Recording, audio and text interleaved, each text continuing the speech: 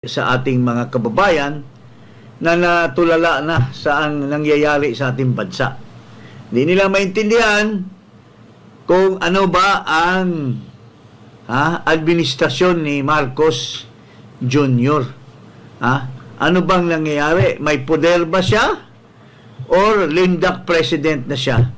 Kasi after he has released a statement na sinasabi niya ang impeachment of Sara or any official for that matter, including himself, I suppose, kasi he is also impeachable, is a storm in the teacup. It is a disturbance in the administration of government. It affects the economy of the country. Kulang na lang nga sabihin, destabilize. It's, well, if you summarize it, it means also it's a destabilization of governance of our country. Of the democracy. When such an impeachment will cause division of the country. Oo. So, yun po. Pero, tingnan mo, itong impeachment. Tumuloy pa rin ang mga private persons but who are identified with the left. There are two groups of them. One is an enemy of the other. Kasi yung grupo ng Akbayan sinundan ng grupo ng Bayan Muna, magkalaban yan dalawa. They don't see eye to eye in terms of their ideology. Meron pa raw pangatlo, susunod. Meron pang pangatlo. Whatever it is, this were received by the House of Representatives, Secretary General, and it's still in his hands. It seems it was not forwarded to the Speaker of the House. Kasi that is supposed to be just like any other resolution, proposed resolution or proposed bill. It goes to the Rules Committee, and it is chaired by the head of the majority by the majority floor leader, who reports to the Speaker. And ito po ay on the floor, ina-assign yan to a certain committee, and in this particular case, when it comes to impeachment, nire-repair yan sa Committee on Justice. Pero none of that is still happening. As to why there is quandary in terms of acting on that, it is because the President has made a pronouncement, Baring Ado, na ayaw ko yung impeachment. Now, susuwayin ba ng mga opisyalis dyan sa House of Representatives? Remember, walang nagiging speaker in the history of our legislation or of the legislative body, the House of Representatives in particular. Wala pang naalala akong naging speaker kung hindi or kung walang basbas sa ating Pangulo. From time of Ramos, I already said that, walang basbas si Ramos, hindi maging speaker si Jose de Venecia. Noong panahon ni Macapagal Arroyo, walang basbas si Arroyo, hindi maging speaker si Belmonte. Hindi maging speaker si Jose de Venecia because siya pa rin ang naging speaker. Pero nung panahon ni Erap, after Ramos, maraming nagtutulak kay then Congressman Duabit, pero at the end of the day, ang binasbasan ni Erap ay si Manny Villar dahil nag-contribute sa kanya ng malaking halaga para manalo si Erap. So, sa panahon ni GMA, I said, George de Venecia, panahon ni Noynoy, I think it was Sonny Belmonte, at sa panahon ni Duterte, ito, wala nga eleksyon muro-muro lang nga yung eleksyon noon Dahil nagtutulak si Dominguez, si Medialdea, si Bongo, tinulak nila si Alan Cayetano. At dito po nagkaroon ng this is a true to life story. I should have known this because I was in the thick of the controversy that happened. Kaya nga siguro masakit sa puso ni Mr. Martin Romualdez dahil siya dapat talaga ang naging speaker ng panahon ni Duterte. Pero hinarang siya. Mayroon siyang numero. Gumastos na siya. Pero hinarang siya dahil niluto lang yung pagka-speaker ni Alan Cayetano doon sa House of Representatives, doon sa Malacanang. Hindi ako, I'm a loyalist to President Duterte, but I'm also loyal to the truth. And I know that nagkaroon ng jockeying.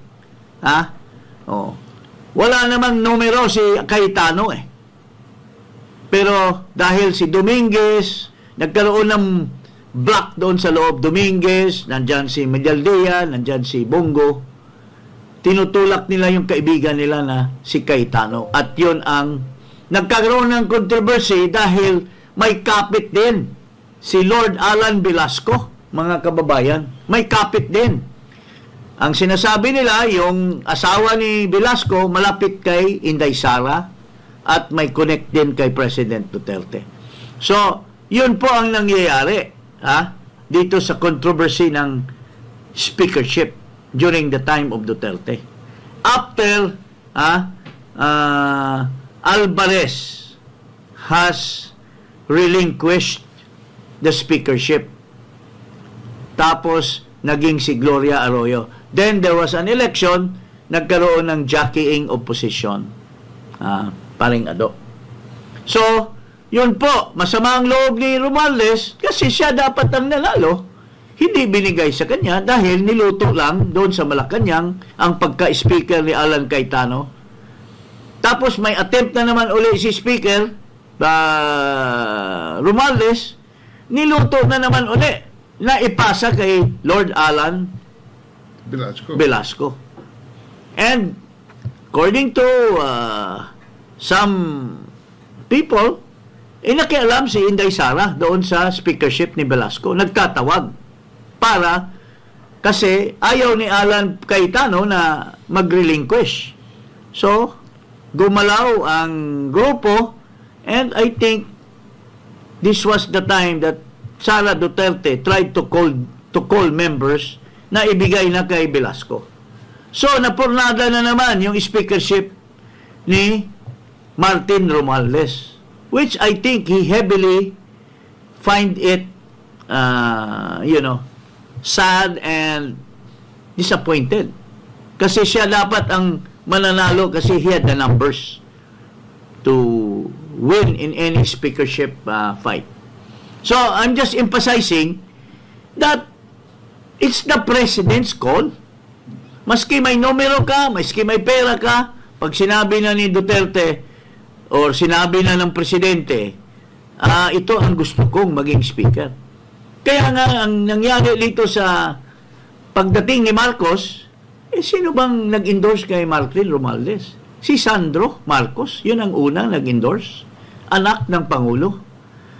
And I know for a fact, kaya yata masama ang loob ng certain people, kasi ang usapan yata doon sa pag-vice president ni Sara Duterte, parang mayroong usapan na ang gusto niyang maging Speaker of the House was Gloria Macapagal Arroyo. Pero naunahan na sa umpisa pa lang, binigay na ni Marcos kay Martin Romualdez ang speakership. True to the pattern. True to the pattern na ang presidente ay siyang naglalagay ng Speaker of the House. Pinakamalakas So, moral suasion. ang point ko lang is kaya hindi pa umaandar ng gusto ang impeachment sa House dahil nag-iisip pa siguro si Speaker, nag-iisip pa ang mga miyembro kung tutuparin ba nila yung binitiwan na salita ni Marcos Jr. na ayaw niya ng impeachment. Oh. Now, dito natin malalaman ang katotohanan. Kung talaga bang makatotohanan yung intent ni Marcos na ayaw niyang impeachment or baka moro-moro lang yan kasi makikita natin na kung moro-moro lang, hindi siya papansinin ng mga congressmen at ipapatuloy nila ang impeachment. And in that sense, it's a slap on the face of Marcos Jr. Maski moro-moro, but in the eyes of the people, mga kababayan, it would seem or it would appear that Marcos was slapped on the face dahil hindi na siya sinusunod. So it means that he's a lame duck president, even 3 years only from the time he assumed office. Kasi ikaw, presidente, ikaw naglagay ng speaker. Nagsabi ka na sa publiko. Kaya nga ang Iglesia ni Cristo, sabi nila, naniniwala sila sa sinasabi ng Pangulo na ang Pangulo ay susundin dapat na hindi maganda ang magkaroon ng impeachment. In this case, yung narrative ni Bongbong Marcos seems to be in the right track. Seems to be. Kaya nga, even if we are critic of his misgovernance, his incompetence, but this time he made a good point. Because, what would prevent others? Mangyayari ito, gulo. What would prevent others from filing also an impeachment complaint against Marcos? If this will fail, halimbawa, mga kababayan, if tinuloy pa rin ng House yung impeachment, maski may sinabi na si Marcos, what would prevent others to also file with the House an impeachment complaint against Marcos? From what I know and from my observation since the time Marcos assumed, there are more impeachable offenses that are mas matindi na pwedeng i-file against Marcos na mga totoong graft and corruption. One of this is yung tinestify ni Panganiban in the Senate that inutusan siya ni Marcos na ibigay doon sa 3 traders lamang yung sugar Bid. importation. That is high crime. And other issues involved. And there are other issues. Yung tinanggal niya yung governor doon sa Maguindanao. In spite of the fact that she was elected by the people, but ginawa niyang OIC. na OIC. And there are more. Sinasabi mo nga, mayroon pang yung he turned over Scarborough Shoal to the Chinese. That is neither here or there, but that can qualify. But some of them are really blatant violations of the Constitution. Yung kay Sara, kaya nga dapat, tama nga si Marcos, na ibasura yung impeachment na yan because wala namang basis. Confidential funds, ginastos ni Sara. Ito nga, which brings us to this point, na itong mga congressmen, hindi talaga nag-aaral, itong TWADCOM na ito, hindi talaga nag-aaral ng concept or ng reality about confidential funds. Tingnan mo ito. Pakinggan natin ito si Humahakot. Akop. Umaakop. Si Mr. Umaakop. Manyakop. Pakinggan natin yung kanyang mga dinadaldal na plunder, graft and corruption, misuse of mga pabida niya. Funds by abogado ba ito? Or pretending to be a lawyer because the confidential fund confidential yan in nature. Literally, it's confidential. O, pakinggan natin si... I would say he would know something. Ganda siya, dating pulis eh. No, Let me remind the public of what is at stake here. It would constitute graft and corruption if public funds are misused or misappropriated, or worse, if funds are diverted to personal use or benefit. And given the amount we are talking about here, this may be under the crime of plunder. alam mo, with due respect, ako, naging mayor din ako, and I know the nature of intelligence funds. Noong panahon namin, that was in 1986, naging mayor po ako hanggang I think 1989. Alam ko yung nature ng dati yata ang tawag pa namin intelligence fund eh. Then suddenly dinivide na nila yan pagka military, intelligence pagka civilian confidential funds. But the nature of the fund remains the same. And there is a COA circular that is still alive and kicking, which says that the liquidation of confidential funds, or intelligence fund for that matter, must be placed in yung mga resibo or yung, kasi halos lahat yan walang resibo eh. Kasi ang like in a mayor, for instance, during the time na naging mayor ako, grabe ang insurgency sa lugar namin. So we need intelligence fund para tumulong kami sa mga sundalo, sa mga pulis, para may mga kinakausap kami na magbibigay ng information. Binibili mo yan.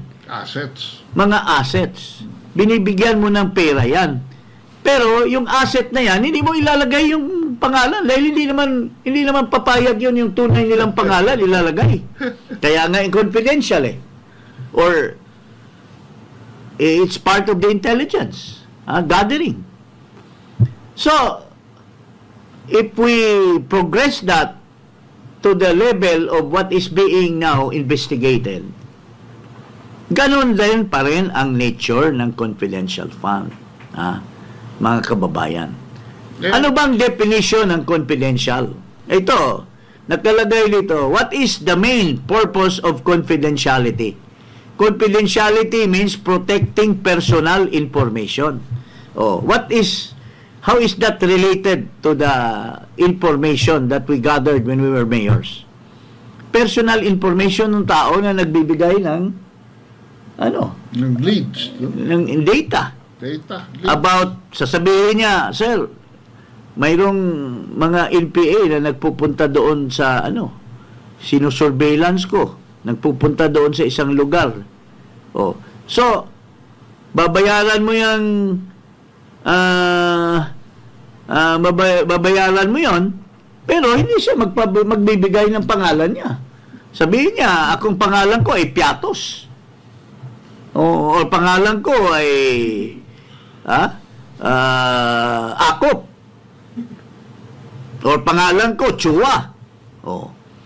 Pero hindi yan ang tunay niyang pangalan. Why? Because pag nalaman yung tunay niyang pangalan at malalabas doon sa mga NPA na tinuturo niya, papatayin siya. That's the nature.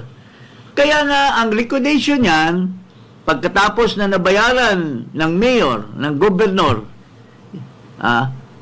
at nilistan ng gobernador, binigay ko kay Piatos.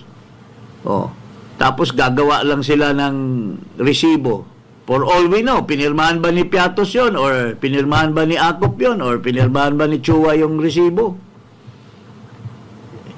Wiris-wiris lang yung kanyang pirma. Pero